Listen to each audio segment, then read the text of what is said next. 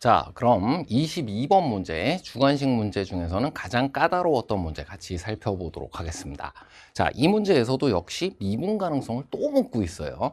앞에 14번, 20번에서도 물어보았지만, 자, 여기에서는 그 깊이가 좀 다릅니다.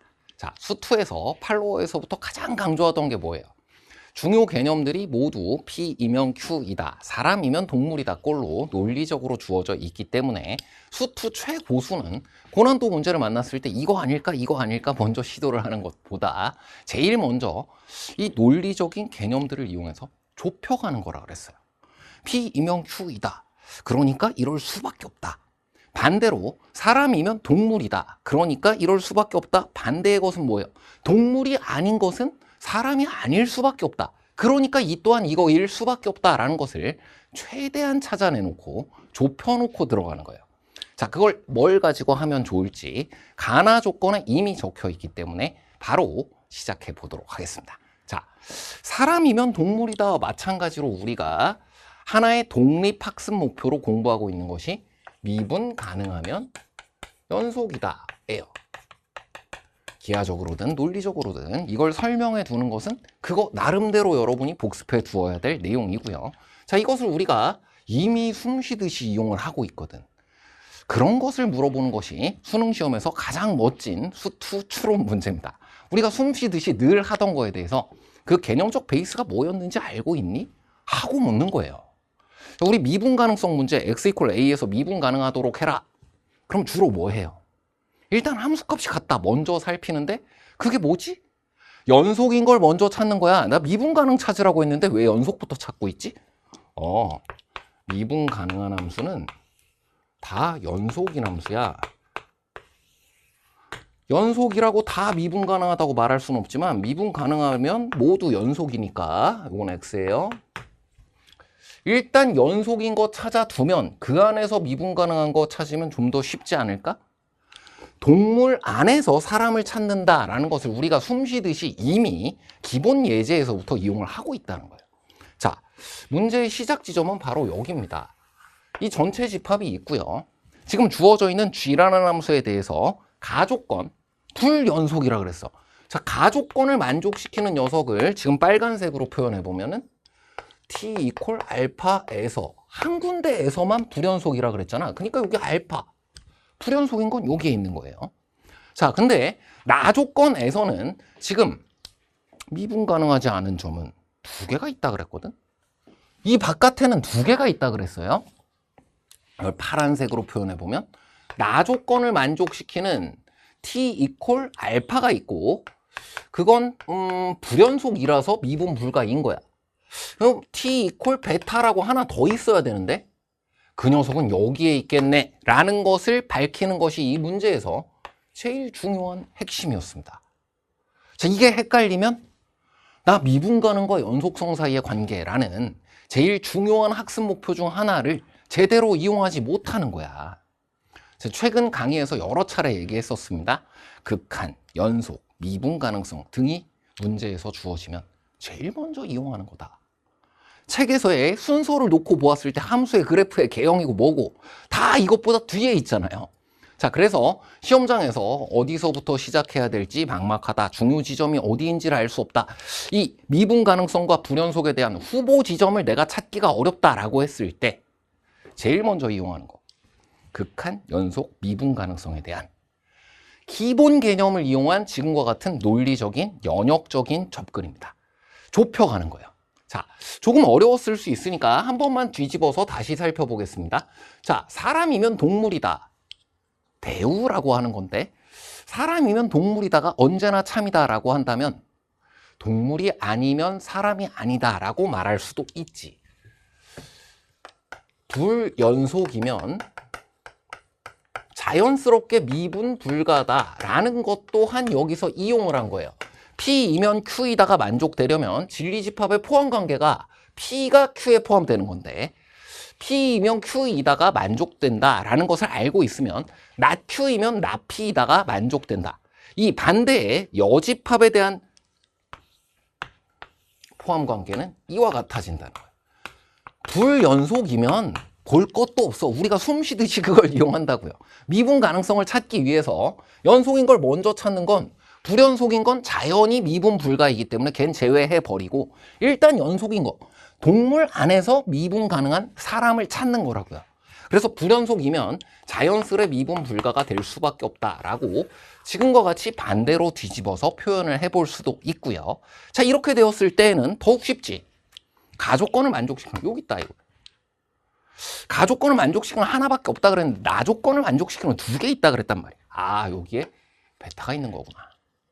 그리고 여기까지를 살핀 이후에 함수 gx의 생김새를 한 번만 살펴보면 위에 있는 것도 연속이고 미분 가능한 함수끼리의 합이니까 요거끼리는 연미가, 여기도 EF 이렇게 돼 있으니까 요거끼리도 연미가. 그러면 이게 안 갈아타면 이렇게 될 수가 없네. 알파 및 베타는 일단 요 둘을 갈아타야만 한다는 것을 하나 더 이와 비슷한 거 또 그릴까요? 자, 갈아타지 않으면 무조건 연속이 미분 가능하다니까 갈아타야만 그 지점 안에 알파고 베타고 내가 다 살필 수가 있다. 갈아타지 않으면 어떻게 되니까요? 연속이고 미분 가능해지니까 갈아타는 곳 안에만 후보 지점이, 불연속 후보 지점이 있고 미분 불가 후보 지점도 갈아타는 거 안에만 있다라는 것을 지금과 같이 살필 수가 있었다. 자, 그럼 이제 알파와 베타에 대해서는 이 안에 있음을 알았어요. 그러면 얘랑 얘가 바뀌기 위한 조건이 뭐니? fx의 부호가 바뀌어야 됩니다. 아, 이 갈아타는 곳 안에 있어야 되니까 여기 안쪽에 들어가 있는 것을 살피면 f 알파가 0이에요. 요 안에 있어야 되니까 f 베타는 0일 수밖에 없어요. 자, 이런 논리적 추론이 조금 익숙해지기만 하면 그 다음부터는 빛의 속도로 빨라집니다. 헷갈리잖아? 그러면 천천히 한번 다시 설명하세요. 그럼 시험장에서 빨라져. 자, 여기까지 멈추고 이게 이거일 수밖에 없는지를 다시 한 번씩 보는 거예요. 그래, 불연속인 거 하나밖에 없댔어. 이게 하나야. 근데 미분 불가는 두 개 있어야 된다고 했으니까 베타는 여기 있어. 그러니까 불연속이고 미분 불가인 거 하나. 이건 연속이면서 미분 불가인 거 하나네요. 이렇게 되어야만 한다는 걸 내가 알아요. 근데 안 갈아탄다면 연속이고 미분 가능해야 돼요. 그러니까 알파고 베타고 둘 다 갈아타야만 해요. 까지 되었고요. 이제 이 알파와 베타에 대해서 지금까지의 정리된 것을 한 번 더 살피면 얘는 불연속이고 그렇기 때문에 미분 불가인데, 자, 이 녀석은 연속은 돼야 돼. 그리고 미분 불가여야 돼. 여기에 답이 있습니다. 자, f 베타라는 녀석이 제로이다 뿐만 아니라 이 녀석은 일단 미분 불가여야 되니까 식이 바뀌긴 바뀌어야 돼요. 아래서부터 위로야, 위로에서부터 몰라. 안 바뀌면 미분 가능하다니까? 자, 다시 얘 연속이고 미분 가능하잖아요. 안 바뀌어. 얘 연속이고 미분 가능하잖아요. 안 바뀌어. 그럼 미분 가능하겠지. 그러니까 알파 베타가 안 될 거 아니야. 식이 어떻게든 바뀌는데 연속이 되려면 좌극한이고 우극한이고 함수값이고 어딘가 식이 바뀌는데 연속이 되려면, 아, 여기서는 식이 하나가 더 생기는 거구나.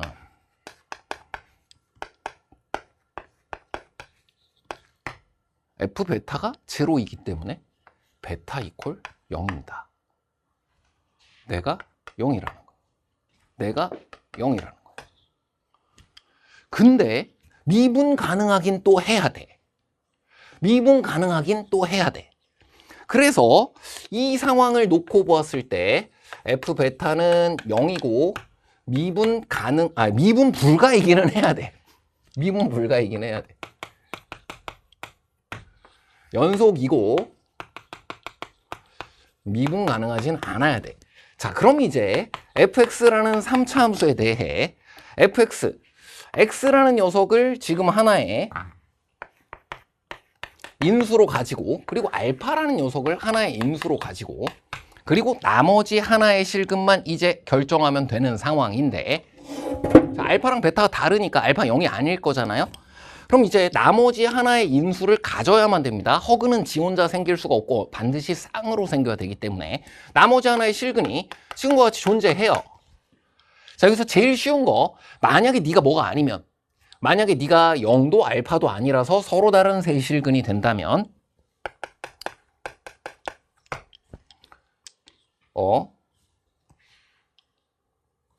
야, 이렇게 되면서 연속이 되기 위해서는 이 인수의 값이 0이어야 되잖아. 이게 지금 연속이면서 미분 불가여야 되는 녀석 여기에 있고요.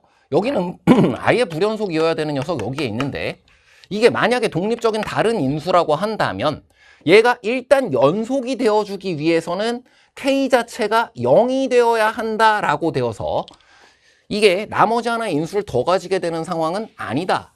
그럼 네가 제곱이거나 네가 제곱이다 이렇게 되는 건데, 자, 여기에서 방금 살폈던 것을 다시 보도록 하겠습니다. 미분 불가인데 연속이어야 돼. 만약에 이 녀석이 제곱인수로 주어지잖아요. 그럼 일단 연속이 되는 것까지는 얘를 가지고 됐어. 그럼 직전 직후에서 이놈으로만 가거나 직전 직후에서 이 녀석으로만 가게 될 거 아니니, 중근이면 위로만 가거나 아래로만 가거나 이렇게 되어 있을 거 아니냐고. 그리고 연속이므로 등호가 그 부분에선 붙은 것처럼 생각을 한다면, 아, 여기에 제곱이 있었을 때는 fx가 0을 기점으로 양쪽으로 함수식이 바뀌지 않는 상황이기 때문에 미분 가능해져 버리는구나. 양쪽에서의 함수식이 동일한 것으로 나타나게 되기 때문에 안 된다. 그리고 이쪽에 대해서도 사실 한 번에 결론을 지을 수가 있었습니다. x-알파의 제곱, 이쪽은 제곱이 돼도 되니? 양쪽으로의 함수식이 같을 거 아니에요. 양쪽으로 함수식이 같은데 어떻게 불연속이고 미분 불가가 나와? 여기에서는 등호가 지금 위에만 붙어 있고 아래쪽에 안 붙어 있잖아요. fx가 0보다 작은 범위에서는 아래식처럼 만들어져 있고, fx가 제로가 되는 순간에서는 위의 식으로 도약점이 생겨서, 그래서 일단 불연속이 되고 양쪽은 고기 하나만 잘 채워주면 미분 가능하게 만들 수도 있는 상황인데, 불연속이므로 미분 불가가 되는 지점, 바로 알파이고, 지금처럼 밑에서부터 접해야 하므로 함수의 그래프의 형태 또한 너와 같이 그려지게 되겠구나, 한 번에 모두 얻을 수가 있었던 겁니다. 자, 이 뒷부분의 추론 다시 한번 또 살펴볼게요.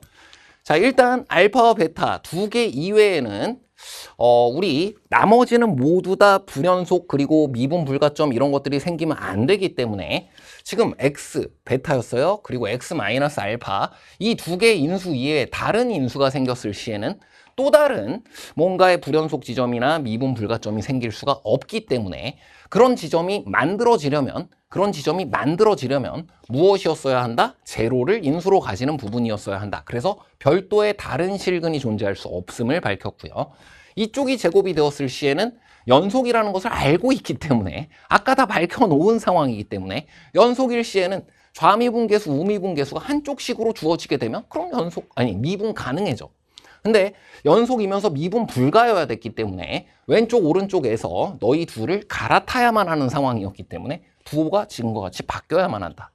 그리고 이 부분에 대해서는 불연속이 되어야 하는 지점이기 때문에 f가 0보다 작을 때에는 너를 따라가도록 돼 있으니까 이 구간 다른 대부분의 지점에서는 efx를 따라서 함수값이 정해지고, 그 다음 나머지 부분 여기에서는 fx 플러스 x를 따라서 함수값이 정해지는데, 그래서 극한값은 이쪽에서, 그리고 함수값은 위에 있는 식으로 주어지는 도약 불연속 지점 한 점이 이렇게 튀어나가 있는 지점이다. 그래서 연속이고 미분 가능성이고 둘 다 만족시킬 수가 없는 상황이다. 일단 불연속이기 때문에 가조건, 나조건을 모두 만족시키는 지점이 바로 여기와 같다. 이렇게 추론을 하면 된다는 거였군요. 마지막으로 f-2의 값이 -2가 된다? 하나밖에 모르는 것이 없기 때문에 알파의 값이 2개로 주어지고 주어진 조건을 만족시키는 것을 살펴보면 너는 아니고 네가 된다. 그래서 fx, x에 x 플러스 3의 제곱이므로 6을 대입하면 간단히 정답을 구할 수 있었다. 자, 논리적인 추론이 중심이고요. 이 마지막 부분을 살피는 데 있어서는 역시 앞에 14번, 20번과 마찬가지로 미분 가능성의 기하적 의미대로 접할 때 갈아타도록 함수값이 같고 기울기가 같아지는 매끄럽게 이어지는 상황을 갈아타는 함수에서 만들어야 되는 상황을 마지막에 보여주었으나 그 이전에 경우를 추론해 나가는 과정에서는 논리적 추론에 의해서 연역적으로 후보 지점을 좁혀가면서 이거 일 수밖에 없다라는 결론을 내려나가는 과정이 가장 중요했고, 그 다음에는 미분 가능성에 대해서 기하적으로 살피는 부분에 대해서도 조금 더 깊이 있게 물어봤음을 확인할 수 있었습니다. 자, 이와 같은 논리적 추론을 통해 하나씩 좁혀나가면서 추론을 진행하고 나면 오히려 수투 문제가 더 친절하다. 단, 내가 이것을 이용하기 위해서는 지금 조금 시간이 걸리더라도 논리적으로 이거일 수밖에 없다. 연역적으로 이 부분이 아니니까 이렇게 좁혀질 수밖에 없다. 라는 것을 천천히 충실히 설명해 두셔야 돼요. 팔로워에서부터 모의고사 해설까지 계속해서 쌤이 강조하고 있는 내용, 그걸 따라서 천천히 연습해주면 시험장에선 이 당연한 논리가 확실하게 여러분에게 정답을 좁혀가면서 보여주게 될 거다. 자, 여기까지 제일 중요하고 어려웠던 문제 같이 살펴보았고요. 미분 가능성의 기하적 의미라는 측면에서 복습하기가 좀 편한 시험지가 되겠습니다. 14번, 20번, 22번 등에서 비슷한 내용을 함께 이용할 수가 있고요. 그리고 뭐 19번 같은 경우도 틀린 친구들이 덜어 있을 수 있을 것 같아요. 3점 문제 치고는 틀릴 부분이 많이 있었으니까 오히려 그런 문제를 통해서 삼각함수의 그래프 등에 대한 약점이 보였다. 그럼 6월, 9월 백드럼에서 20번 문제에서 쌤이 이야기했던 삼각함수의 그래프, 기본형을 잘 활용할 수 있도록 하는 방향을 복습해 주시면 좋을 것 같고요. 21번 문제 또한 최근에 이제 지수 로그 함수에 대해서 일정한 비율에 의한 증가에 대한 부분이 주력으로 출제되고 있었으나, 자, 지수 로그 함수에 활용해서 이게 증가만 한다, 감소만 한다 등을 통해 방정식, 부등식의 기본 원리를 활용할 수 있도록 아예 학습 목표로 떼어놓은 부분입니다. 그래서 그 또한 반드시 복습이 필요한 부분이니까 만약 21번에 대한 이와 같은 내용이 대비가 좀 덜 되어 있다라고 느낀다면 전년도, 전전년도 수능시험, 평가원 시험 문제 그걸 좀 같이 활용해서 복습을 해주시면 좋고요. 기무적에서는 수원 3-22번에 해당하는 문제입니다. 기출 압축 강의에도 있으니까, 자, 다른 문제들에 대해서도 우리가 뭔가 문제 안에서 어떤 지점이 내가 문제에서 이용하지 못한 것인가, 특히 개념 단위로 그것을 확인해주고 세분화해서 복습 대비해서 수능 시험에서는 반드시 내가 중요 개념들은 잘 이용해서 확실한 추론을 진행할 수 있도록 대비한다. 여기까지 살펴보도록 하겠습니다. 수고했습니다.